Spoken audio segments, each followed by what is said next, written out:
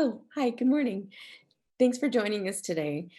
Darby, can you tell me what is it like to play the iconic character of Emily Elizabeth? Emily Elizabeth is such an iconic character that is so well known and loved by so many people because, I mean, Clifford is so iconic and has been around for so many years. So it's just such an honor to bring this character to life, and I hope that I make everyone proud who's always loved Clifford. Just did a fantastic job. Thank you. Next, we're going to go to Nicole Mucci from Multicultural Maven. Hi guys, how are you? Um, this question, I guess, Darby and Jack, this is something for both of you, but I was just curious, kind of what led you guys to want to come on to the project, and tackle something that we essentially have just grown up with through the years, and now, our kids are going to be able to enjoy as well. I think for me, when I read the script, it really felt like it had done justice to the books and this iconic character. The tone of it felt great. It was funny, but it also had a lot of heart, and it felt like the kind of movie that when I was a child I would have loved to have seen. And so yeah, I was over the moon to come on board and be a part of it. Yeah, for me as well. I mean, Emily's such an iconic character that, like, who wouldn't want to be a part of this live action version of this beloved book series? Next, we'll go to Rhonda Chavez from Nanny Mom. Rhonda. Hi. Hi. My question is, how difficult was it working with a green screen dog? There were a few challenges. There actually was a actual 10-foot red puppet that resembled, I mean, Clifford, of course, and these two puppeteers controlling him, and they were so talented. It was crazy how in the scene it felt like there was an actual dog. They did an amazing job acting him out, and there were a few challenges, especially with the emotional scenes, but I think it was pretty fun too to get that experience. Next up, we have Ranisha Springer from Queen Thrifty.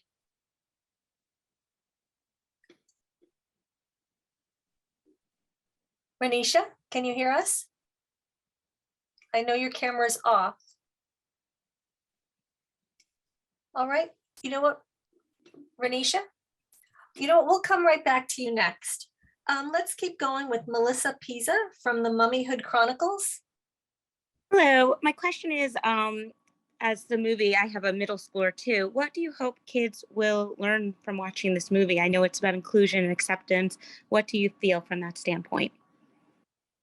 I feel that it's very important for kids to understand how important it is to accept others for their differences and um, to love people with their differences, and just accept that, and even accepting themselves too as well. If they're going through bullying, it's hard to kind of find yourself, and so I think it's important to know your worth and know yourself. Yeah, I think it's also a very uncynical film, and will teach children that go and see it to not be judgmental, and that a little bit of kindness can go a long way.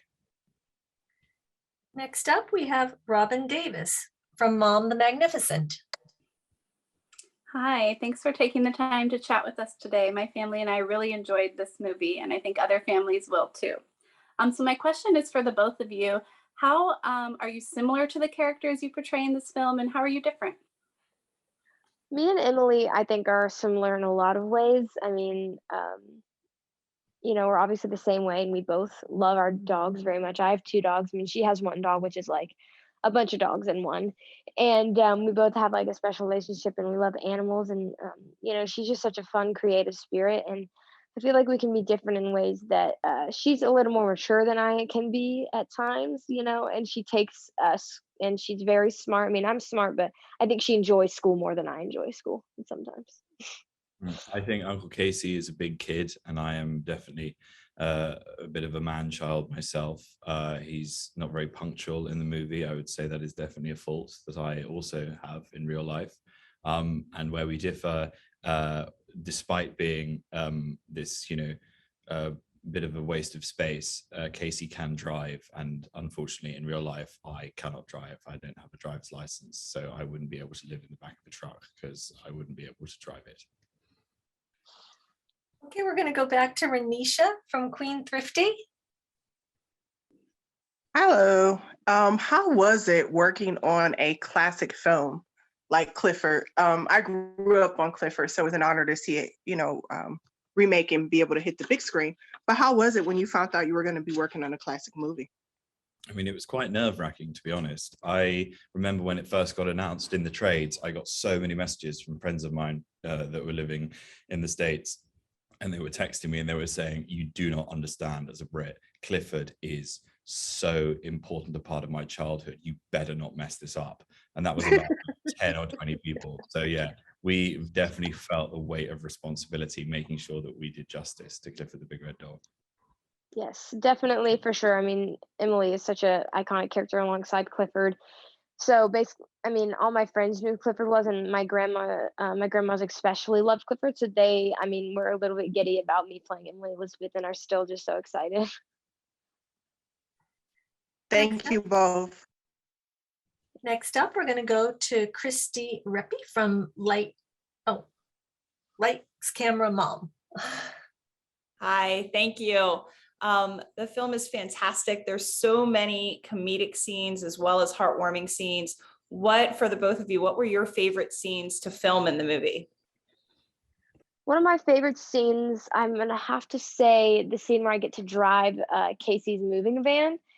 I obviously can't drive in real life, and so I was like, oh my gosh, let's go! I get to be in a car chase. This is so cool. It's gonna be awesome. And then I get there, I don't actually get to drive, which is understandable. I mean, I was 12. I mean, I probably shouldn't be able to drive, but it looked like I actually was driving in the street. I mean, people would walk by and see me in the driver's seat and be like, "Is that a child in the driver's seat of a moving van?" I'd be like, "Yeah, it is." I'm just cruising along down the New York street. So I have to say that was one of my favorite scenes.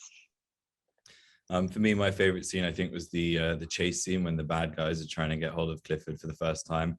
And all of a sudden it turns into a Jackie Chan film. And we've got this ridiculous fight scene in the deli, which was really fun to choreograph. And I've always fancied myself as, a frustrated action movie star. So that was a really fun scene to film.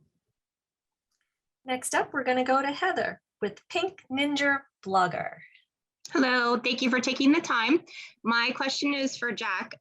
The film is great. Obviously, I took a lot away from it. I have an 11-year-old, so it hit home. But I really enjoyed the evolution of the character of Uncle Casey. So Jack, what was your favorite part of playing that role and just the changes? Yeah, completely. For me, that was one of the major appeals, is that he does go on this journey over the course of the film. And, he lacks a little bit of self-belief. He's, possibly insecure, and that's why he puts up this defense of trying to be the funny guy all of the time. But, it's underpinned by this genuine insecurity and, lack of self-belief. And over the course of the movie, through his relationship with Emily Elizabeth, he's able to kind of, grow up a little bit and mature and find this kind of inner strength. And that was really nice that, he felt like a character that had been fully realized in 3 dimensions and went on this kind of interesting trajectory over the course of the movie. Thank you. Next, we're going to go to Shell with Not Quite Susie, Homemaker. Hi, thank you for being here. My question is, there's so much physical, like slapstick comedy, which we haven't seen a lot of in recent years, and my family absolutely loves. So I was wondering, for Jack, was there a lot of rehearsal behind that? And what was your favorite, like, silly scene that you did? Yeah, there's always a lot of rehearsals with those types of scenes. And when you're trying to kind of craft a physical comedy set piece, you do have to sort of plot it through quite carefully. The scene where Clifford, blows up to 10 feet tall for the first time, and we have to hide him in the apartment, is the one that kind of springs to mind as being the most fun, when I'm trying to keep Clifford quiet and Clifford starts wagging its tail and I'm hurled around the room. That was a really fun sequence to put together. But obviously there is a bit of a leap of faith, because you're doing it with a puppet, or in that instance, 2 of the props department holding a giant version of Clifford's tail on a stick, wagging it from side to side. So, it feels very ridiculous when you're doing it. When we saw it for the first time with the CGI Clifford put in post-production, it was so relieving to see that it all made sense and that it kind of worked as a kind of physical set piece. Next up, we have Cammie Allen from the Mama Diaries. Hi, Jack. Hi, Darby. I'm Cammie Allen. I write for themamadiaries.com. Love the movie. I watched it with my 7-year-old son, and he loved it. And he is, no joke, the toughest critic that I know. And for him to like the movie, I mean, you guys really have something. I'm not lying. I would like to know, there was a lot of funny scenes, and if there was any particular funny scene on the set of the film that you could tell us about that was fun for you guys. I mean, that scene in the Bridwell's tent where we meet Clifford for the first time springs to mind as being quite a funny one, because that was one of the rare days where there were actual animals on set all day. We were in this tent and it had all of these exotic animals. There was an actual sloth, which I don't think I'd ever seen a sloth before in my life, an albino python on the hat stand, which again was real, no acting required, when I was like yelping every time the snake hissed next to my head, because that snake was actually there. It was also like disconcertingly close to the 2 guinea pigs, which was just like very edgy on set, seeing this massive snake and then these guinea pigs that were like quite close to it. Fortunately, we didn't have any accidents, but that was a really fun day to actually have the animals on set. Yeah, it was super fun. And then when we filmed the outside scenes, like walking into it, there was the monkey on the outside, and that monkey, her name is Crystal, and she was actually in Night at the Museum. She played like Dexter, or I think that was his name. So I was honestly starstruck to meet the monkey. And there was funny pictures of her sitting on my shoulder and like licking my cheek. And I remember that day was super fun. It's very depressing when you realize that the monkey on set has more IMDb credits than you. Yeah. Next up, we're going to have Nicole Perez from 5 Little Words. Hi, this is for both of you. How was the audition, and what was your reaction when they gave you the phone call and said you got the part? Where were you at when you got the phone call? I remember getting the audition, and my parents were like, Clifford's Big Red Dog, they're making a live action. I was like, no way, wait, that's so cool. And so I was super excited. I put on the audition, and then I got the call back, and we did the screen test in New York City. So they flew me and my dad out to New York City, and they did the big scene at the end as the audition, and I actually had to sit on like this fake Clifford bodice kind of thing, like basically make it look like I'm sitting on Clifford, and so that was really fun. I really enjoyed doing the screen test, and then I got the call, and I was just so excited. I was excited to be in New York, and I was honestly speechless. I was like, they really chose me to be this iconic character that everyone loves. And I mean, Emily is a lot of people's childhood with Clifford. So I just felt so honored and blessed. I think I'd just come off stage when I found out that I'd got the part, and I was doing some new material because I was warming up for a big tour, and I don't think it had gone particularly well. The audience had not given me much, and I hadn't got many laughs. I died that night, and so when I came off stage and I got the good news, it was a bit of a pick me up. But I certainly could have been more excited had I not just done an hour and a half of jokes to people who were just sort of completely apathetic. All right, we're going to go back to Candy with another question, please. Hi, so you guys had some really amazing co-stars. Was there anyone that you were particularly starstruck with? I think you go ahead, sorry. Well, I was very excited to meet John Cleese. He's like my comedy hero. And so, the first time that he came onto the set, I was, very, very nervous, but he was an incredible presence and is a very fun and engaging man. And it was an honor to get to work with him. I was probably most starstruck with Kenan Thompson. I mean, I've seen him in a lot of things, and I would watch the skits that were appropriate for me of SNL. We had slightly different reference points with some of our co-stars. For example, I was very excited about John Cleese, and I was telling Darby, oh my God, he's in Fawlty Towers and Monty Python, The Life of Brian, all flying over Darby's head. And then he appeared and she was like, oh my God, it's one of the ghosts from Harry Potter. So, we both approached him from slightly different angles. Yeah. Thank you. Nicole, do you have another question, please? Nicole Mucci. Hey, Jack. So this question is for you. I was just curious because you're an English actor, and in the movie, you have an American accent, but your sister is British. So did you like in these scenes did you have a hard time breaking out of character, or were you kind of like, oh man, like we've reversed here? Yes, I mean, it was quite hard because, when you're talking to someone in an English accent, it's quite easy to slip back into the English accent. And there were obviously quite a lot of English characters in it.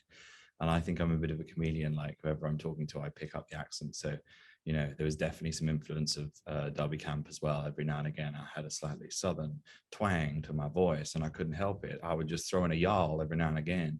And the director would have to stop and be like, Jack, you've gone all North Carolina again. So I had to keep an eye on it. The scenes with Rosie Perez as well. I mean, imitating Rosie Perez's voice is another problem when I'm doing my American accent. I actually did a show with Rosie Perez in the UK, which I wrote.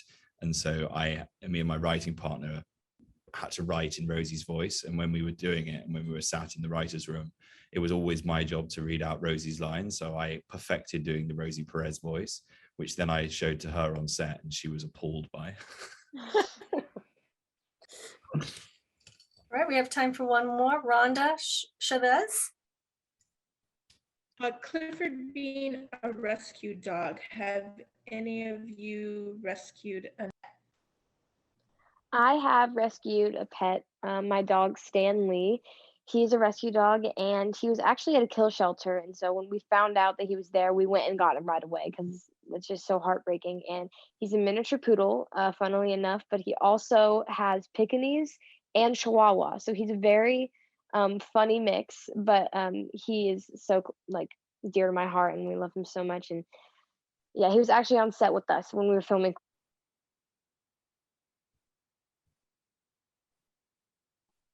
I have also had some rescue dogs when I was growing up. We had dogs that had been rescued from the Battersea Dogs Home, who are an amazing charity based out of London. And I think when the film launches in the UK, we're going to be doing some collaborations with the Battersea Dogs Home, which is great because they do amazing work over in the UK. So yes, big fan of rescue dogs.